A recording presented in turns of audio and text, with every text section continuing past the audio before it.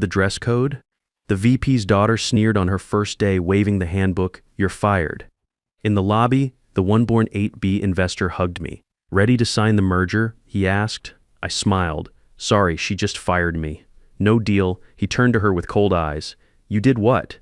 "Let me back up and tell you how we got there. The name's Wesley Garrett, but everyone calls me Wes. I'm 49 years old, and I spent 18 years climbing the ladder at Riverside Corp. Before that, I put in 6 years with the Navy, seeing more of the world than most people do in a lifetime. That Tuesday morning started like any other, except it was the day before the biggest merger in our company's history. I was sitting in my corner office on the 35th floor, rotating my Navy tie clip between my fingers. It's a habit I picked up somewhere along the way, probably during those long strategy sessions when admirals would debate fleet movements for hours. The clip belonged to my grandfather, who served in World War II. He never talked much about the war, but he wore that clip every day to his job at the Detroit steel mill until the day he retired. My daughter Emma's college application was due in 2 months, and Northwestern wasn't getting any cheaper. The merger bonus from this Crawford Industries deal would cover her tuition with plenty left over. Maybe even enough to help some other military kids get their shot at higher education. That's the kind of thing you think about when you're pushing 50 and realize your legacy isn't just about climbing corporate ladders anymore. The Crawford Industries deal was my baby from conception to what should have been delivery. 18 months of careful negotiations, relationship building, and technical due diligence. I'd flown to Chicago 7 times, spent countless hours on video calls with their technical teams, and built the kind of trust that makes billion-dollar deals actually happen. Anthony Crawford, the CEO, was old school in the best way possible. He respected people who earned their stripes, not folks who inherited their corner offices. That's probably why we clicked from day one. I had everything mapped out like a military operation. The Montana facility transfer complete with environmental impact assessments that took me 3 months to coordinate. The intellectual property licenses that required me to understand patent law better than most lawyers. The employee retention packages that would keep their key people happy during the transition. All of it lived in my head and a locked filing cabinet that only I had the key to. Sure, there were digital copies floating around the server, but the real details, the handshake agreements and verbal commitments that make billion-dollar deals actually work, those existed nowhere but in my conversations with Crawford. The morning was going smoothly until I heard the knock on my door. 2 sharp raps, perfectly timed, like someone practicing military precision but getting it slightly wrong.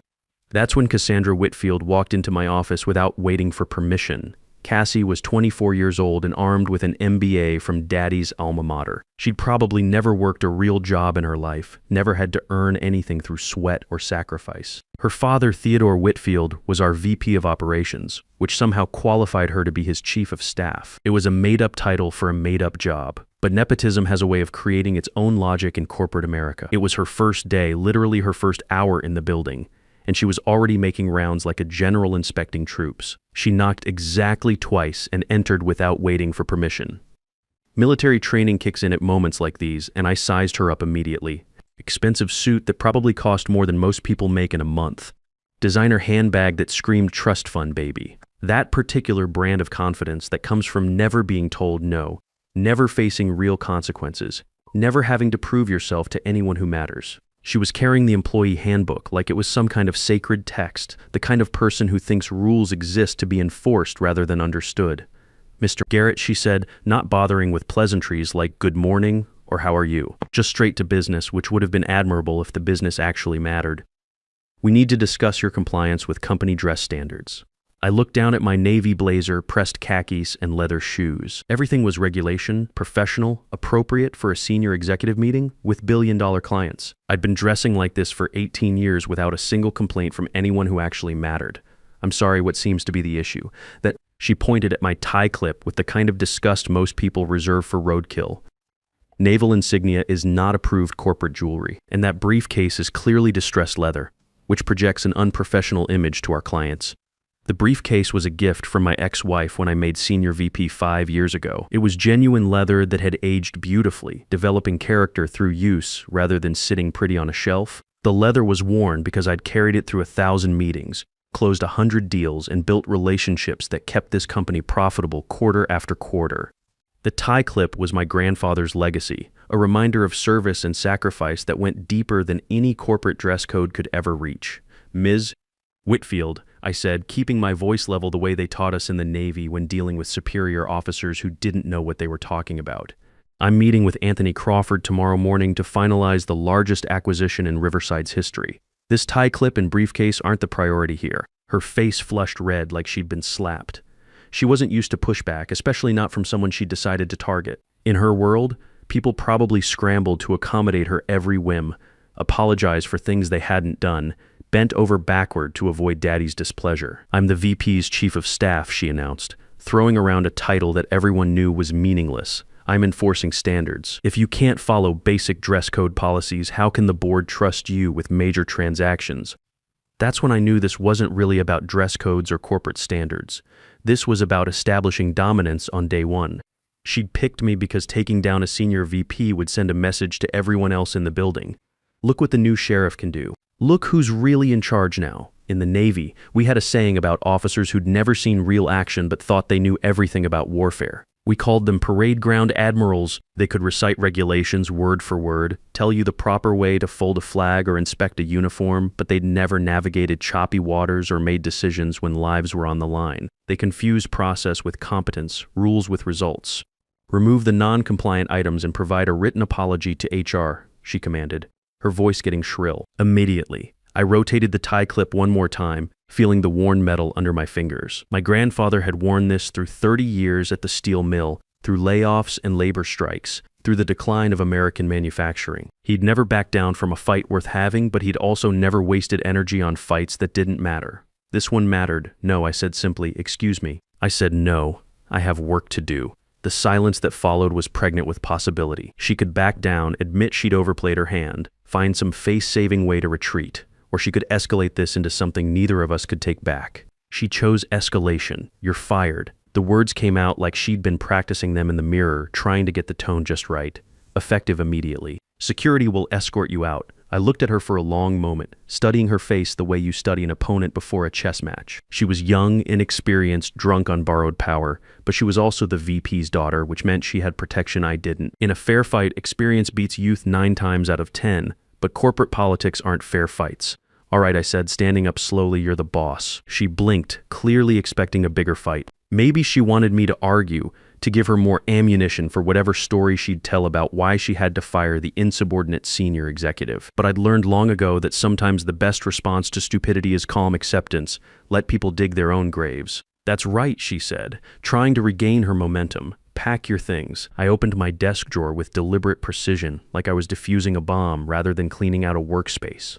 The first item was my personal cell phone, the one with numbers that weren't on any corporate directory, including one number I'd hoped never to use in a situation like this. Anthony Crawford had given me his private line 2 years ago when we first started discussing potential partnerships between our companies. "Call me direct if you ever need anything," he'd said over dinner at an expensive steakhouse. "Skip the corporate nonsense and the layers of middle management. Sometimes business needs to happen between people who trust each other." While Cassie watched with the satisfaction of a predator enjoying a kill, I walked to my filing cabinet and removed exactly 3 items. My grandfather's photo in its simple black frame, a baseball from Emma's high school graduation, signed by her entire softball team with messages about believing in yourself and never giving up, and a locked leather portfolio that contained Anthony Crawford's private contact information and several handwritten notes from our negotiations. The rest could stay. The corporate awards, the team photos, the motivational plaques that HR handed out like candy. 18 years of loyalty reduced to 3 personal items that actually mattered. "Mr. Garrett," my assistant Susan said as I walked past her desk. She'd been with me for 6 years, knew my schedule better than I did, had probably figured out what was happening from the commotion in my office. "Is everything okay?" "Everything's fine," Susan, I said, making sure Cassie could hear every word. "Miss Whitfield is in charge now. I'm sure she'll handle the Crawford meeting beautifully tomorrow." Susan's face went pale. She understood the implications immediately. But the merger documentation, the transition protocols, the relationship management. "I'm confident Ms. Whitfield has reviewed all the materials thoroughly," I continued, my voice carrying just enough sarcasm to make the point without crossing any lines. "She seems very detail-oriented, very focused on what really matters."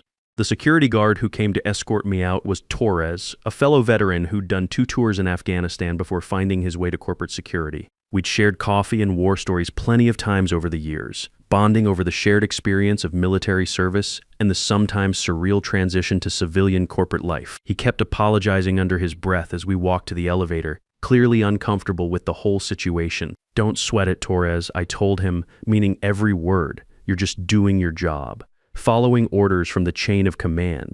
"Still doesn't feel right, sir," he muttered as the elevator doors opened. "Sometimes the right thing and the smart thing aren't the same thing," I said.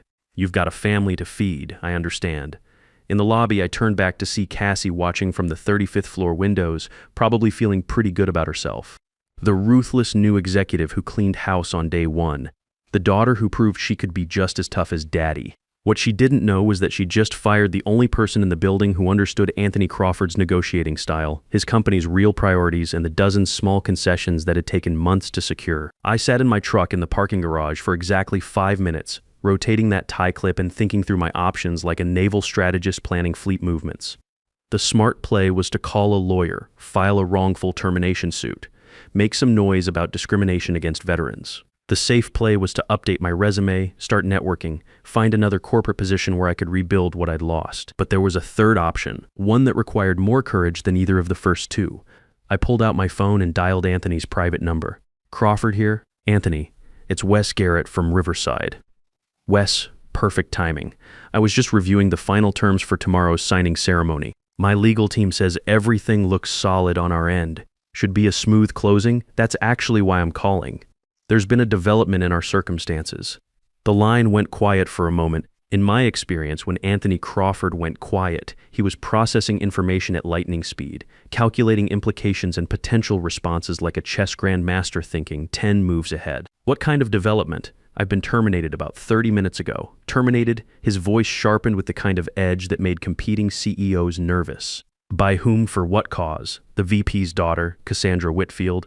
Dress code violation." Anthony laughed, but it wasn't a pleasant sound. It was the laugh of a man who'd heard every kind of corporate stupidity imaginable and thought he'd become immune to surprise. "You're joking." "I wish I was. Apparently my navy tie clip and leather briefcase don't meet current corporate appearance standards."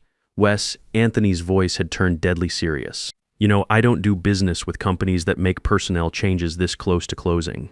It suggests fundamental instability in the decision-making process. It raises questions about who's really running the organization. I understand completely. That's why I'm giving you advance notice. Who's taking over the transition coordination? Who knows the technical details we've spent 18 months negotiating?" "Ms. Whitfield seems confident she can handle everything personally. The same person who fired you for wearing military insignia is now running a $1.8 billion transaction. That appears to be the current situation." There was another long pause, and I could practically hear the gears turning in Anthony's mind. He was a self-made man who'd built a manufacturing empire from nothing, someone who understood the value of loyalty and competence in ways that trust fund babies never would. "I see," he said finally. "Wes, I've been looking for someone to head up our strategic acquisitions division. We're expanding into new markets. Need someone who understands both the technical side and the relationship management aspects. The salary would be double what Riverside was paying you, plus stock options and full benefits. Any interest?" I felt something shift in my chest. Not relief, not excitement, but the quiet satisfaction of pieces falling into place according to a larger plan. Emma's college fund was secure. My future was secure. And Cassie Whitfield had just handed me the keys to destroying everything she thought she'd accomplished. "I'd need to start immediately," I said. "Consider yourself hired as of this conversation. Can you meet me for dinner tonight? We need to discuss how to handle tomorrow's meeting, because I'm still planning to show up. You're going through with the meeting?" "Oh, absolutely.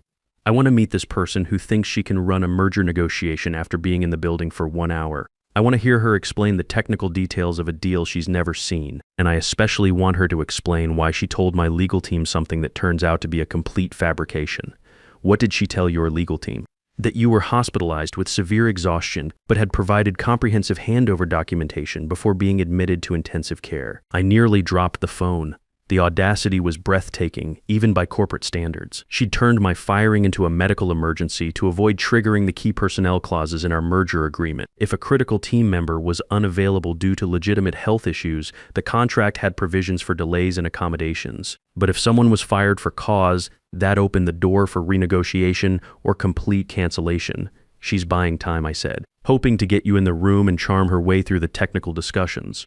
"The problem is," Anthony said, and I could hear the grim satisfaction in his voice, I don't appreciate being lied to, especially about someone I trust, especially when that lie puts my company's interests at risk. We spent the next 2 hours over dinner at a quiet steakhouse downtown, going over every detail of the Crawford Industries deal. Anthony wanted to understand exactly what Cassie would and wouldn't know, which questions would expose her ignorance, and how to maximize the educational value of tomorrow's meeting. He was exactly what you'd expect from someone who'd built a manufacturing empire from scratch. Direct communication style, no patience for corporate games, and absolutely intolerant of incompetence masquerading as authority. I'm not just killing this deal, Anthony told me as we shook hands outside the restaurant. I'm making sure everyone understands exactly why it died. Your former colleagues need to learn that actions have consequences. The next morning, I positioned myself in a coffee shop across the street from the Riverside building. Anthony's instructions had been simple and precise: be visible. He wanted Cassie to see me healthy and clearly not hospitalized before the meeting started. He wanted her to understand that her lie was about to be exposed in the most public and humiliating way possible. At 8:45 a.m., I watched Anthony's black sedan glide up to the front entrance like a shark approaching wounded prey. He stepped out wearing a perfectly tailored suit and the expression of a man about to perform surgery with a very dull knife. I gave him 5 minutes to get inside and locate his targets, then crossed the street and entered the lobby where my corporate career had ended less than 24 hours earlier. The scene was exactly what I'd expected. Cassie was standing near the elevator bank with Peterson, our CFO, and 2 junior associates who looked like they'd rather be anywhere else in the world. She was gesturing frantically, clearly trying to conduct last-minute preparation for a meeting she was completely unqualified to handle. Then she saw me walking through the lobby doors. The blood drained from her face so fast I thought she might actually collapse right there in the marble lobby. She grabbed Peterson's arm and started whispering urgently, pointing in my direction like I was some kind of apparition that shouldn't exist according to her carefully constructed narrative. I walked over to the security desk where Torres was stationed and started chatting about his daughter's soccer season. Completely casual, completely visible, completely healthy for someone who was supposedly unconscious in intensive care. Mr. Garrett? Peterson's voice cracked slightly as he approached. What are you doing here? Just visiting an old friend, I said, nodding toward Torres. Beautiful morning for it, wouldn't you say? Cassie stepped forward, her composure completely shattered. The confident executive from yesterday had been replaced by a panicked amateur who just realized she was in way over her head. You're supposed to be in the hospital, she hissed. Hospital. I looked genuinely confused, playing my role to perfection. Why would I be in the hospital? Because you're sick, exhausted. I told Crawford's legal team yesterday that you were hospitalized with severe stress. That's interesting, I said, letting the words hang in the air because I feel fine. In fact, I feel better than I have in months. The elevator dinged with perfect timing, and Anthony Crawford stepped out into the lobby. He took one look at the scene unfolding in front of him and smiled. It wasn't a pleasant smile. It was the smile of a predator who just spotted wounded prey. Well, Anthony said, his voice carrying clearly across the lobby for everyone to hear. This is fascinating. Whitfield, would you like to explain why you told my legal team that Mr. Garrett was in intensive care? Cassie opened her mouth, but no sound emerged. Her carefully rehearsed explanations had evaporated in the face of obvious reality. Because he looks remarkably healthy for someone who's supposedly unconscious and fighting for his life. Peterson stepped in desperately, trying to salvage something from the wreckage. Mr. Crawford, there's been a misunderstanding. We can clarify everything upstairs in the conference room. No misunderstanding, Anthony said with surgical precision. Your representative deliberately lied to my board about a key personnel issue. She fired the project lead and then created an elaborate fiction to hide her incompetence from the people she was supposed to be negotiating with. Sir, please, we can resolve this, Peterson pleaded, sweat beading on his forehead despite the air conditioning. Wes is rehired effective immediately. Full reinstatement, promotion, signing bonus, whatever it takes. Anthony turned to me with theatrical curiosity. Wes, are you interested in returning to work for these people? I thought about my daughter's college fund, now secure thanks to Crawford Industries' generous offer. I thought about my Navy grandfather and the lessons he taught me about honor, integrity, and keeping your word. I thought about 18 years of loyal service ended by a 24-year-old who'd never earned anything meaningful in her entire privileged life. No, sir, I said clearly. I've accepted a position elsewhere, where Peterson demanded with the desperation of a drowning man. Crawford Industries, Anthony announced with obvious satisfaction. As of yesterday evening, Mr. Garrett is our new Director of Strategic Acquisitions. The silence that followed was the sound of a $1.8 billion deal evaporating into thin air. Now Anthony continued pleasantly, I believe we had a meeting scheduled to discuss merger finalization? Yes, absolutely, Peterson said, grasping at straws. Cassie has been fully briefed on all technical aspects of the transaction. Anthony turned to Cassie, who looked like she was about to be sick all over the marble floor. Ms. Whitfield, I'm curious about the Montana facility consolidation timeline. Can you walk me through the environmental impact mitigation strategy we developed? Cassie stared at him with the blank expression of a student who'd skipped class all semester and just realized the final exam was starting. The environmental strategy? Yes, it was a crucial negotiating point that took months to resolve. Surely you're familiar with the EPA compliance requirements and the phased implementation schedule. More silence, more sweating from Peterson. Or perhaps you can explain the intellectual property licensing arrangement for the secondary manufacturing processes. The royalty structure we agreed to? Cassie looked around desperately for help, but the information she needed existed only in my head and in handwritten notes that were now safely locked in Crawford Industries' offices. I see, Anthony said with mock disappointment. Well, this has been educational. Peterson, please have your legal team contact mine. We'll be withdrawing our acquisition offer effective immediately. Sir, wait, Peterson begged. We can bring Wes back. Full partnership track. Equity stake. Name your terms. The time for personnel decisions was before you scheduled this meeting, Anthony said coldly. Not after you got caught lying to the people you're supposed to be doing business with. He turned to me, ready to start your new career? Yes, sir. As we walked toward the exit, Cassie finally found her voice. This isn't over, she called after us. My father will hear about this. There will be consequences. Anthony paused and turned around slowly. Ms. Whitfield, your father just lost his company $1.8 billion because he couldn't control his daughter's ego and inexperience. I suspect he'll have quite a lot to say about that. We walked out into the bright morning sunshine, leaving behind the wreckage of Riverside Corp's biggest opportunity and Cassie's very short executive career. 3 weeks later, Crawford Industries announced the acquisition of Riverside's core assets for 30 cents on the dollar. Cassie had been quietly reassigned to special projects, which everyone in corporate America knows is polite code for unemployment with a transition period. Peterson took early retirement rather than face the board's questions about his judgment. Theodore Whitfield resigned in disgrace, his reputation permanently tarnished by his daughter's spectacular failure. And me, I'm doing just fine.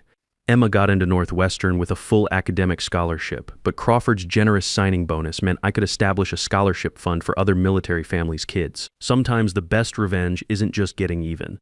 Sometimes it's getting everything you wanted plus the satisfaction of helping others avoid the obstacles you faced. The Navy taught me that storms don't last forever, but skilled navigation makes all the difference. Corporate America isn't so different. When someone shows you who they really are on their first day, believe them. And when they try to destroy everything you've built through 18 years of loyalty and competence, make sure they understand exactly what they're giving up.